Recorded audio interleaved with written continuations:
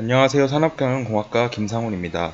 다섯 번째 토픽, 텍스트 리프레젠테이션에 대해서 나머지 부분을 마저 오늘 설명드리도록 하겠습니다.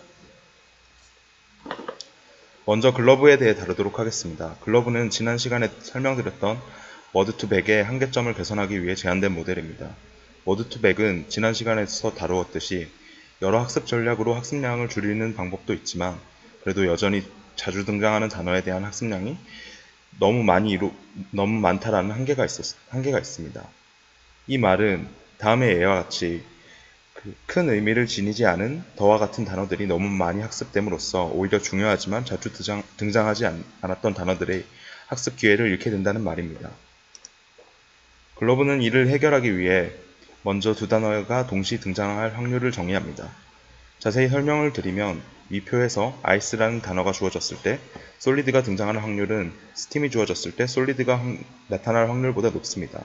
이는 solid가 steam보다 ice와 관련성이 높기 때문에 직관적으로 당연한 결과입니다.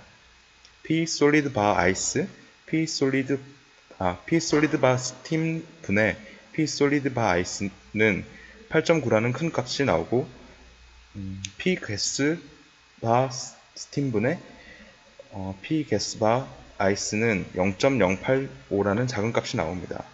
또한 스팀과 아이스와 모두 관련이 있거나 모두 관련이 없는 워터나 패션의 경우 이 비율은 1이 됩니다. 이러한 동시 등장 확률이 단어 벡터 간의 내적이 되도록 손질함수를 구성하여 학습을 시킨 것이 글러브입니다.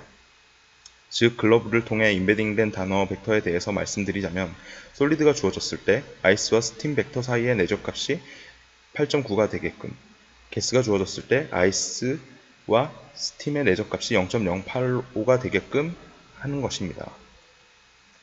어떻게 이를 모델로 구성했을까요? 글러브는 우선 왼쪽과 같이 동시 등장할 확률이 벡터 사이의 내적값이 되도록 구성하기 위해 하이라이트 된 다음과 같은 식을 만족하는 임의 함수 f를 찾고자 했습니다. 등장 확률의 b가 가지는 성질을 통해서 호모모피즘 조건을 만족하는 함수 f를 지수함수로 찾을 수 있었습니다. 이제 함수 f를 지수함수로 바꿔준 뒤 이 관계를 손실함수로 구현하면 하이라이트 친 부분과 같이 구성할 수 있습니다.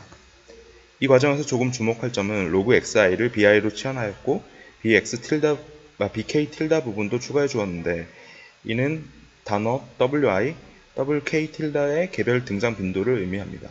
또한 손실함수에 fxij 텀을 곱해 주었는데 이는 실제로 동시 등장 확률 행렬을 구성하였을 때 이 행렬이 희소 행렬일 가능성이 많습니다.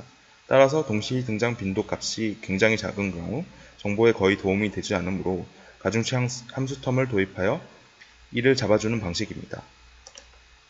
조금 더 자세히 설명을 드리기 위해 지금 보시는 슬라이드 페이지에 보이는 함수가 fxij 함수의 모양입니다. 함수의 모양을 살펴보면 xik의 값이 작으면 상대적으로 함수의 값을 작도록 하고 값이 크면 함수의 값은 상대적으로 크도록 합니다.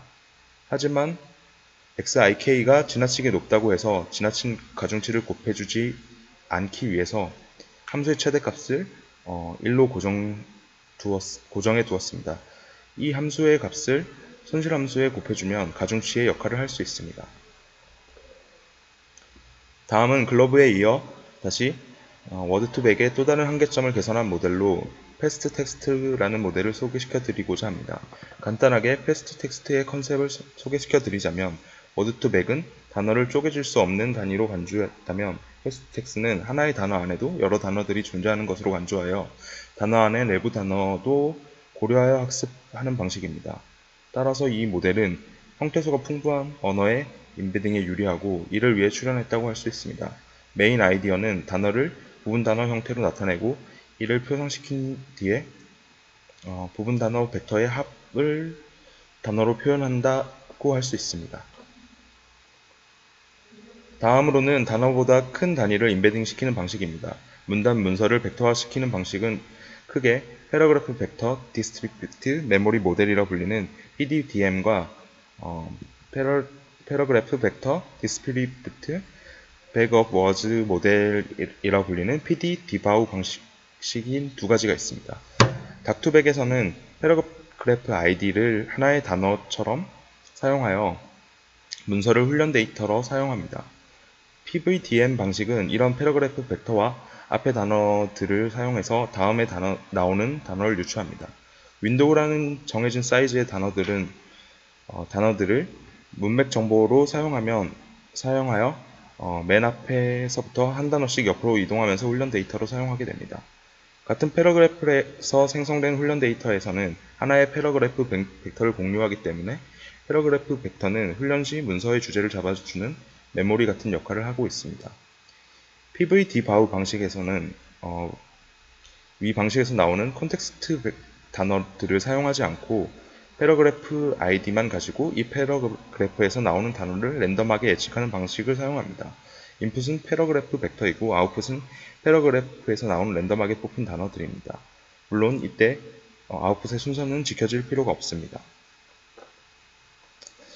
지금까지 살펴봤던 방식을 통해서 패러그래프 벡터를 넣는 아이디어를 통해서는 클래스 정보, 날짜 정보 등 다양한 정보를 임베딩된 워드 벡터 공간에 같이 사용시킬 수도 있습니다. 또한 방송 시청 순서, 로그 기록 등의 시퀀스를 가지는 정보를 단어처럼 간주하여 워드 임베딩의 기술을 적용할 수도 있습니다.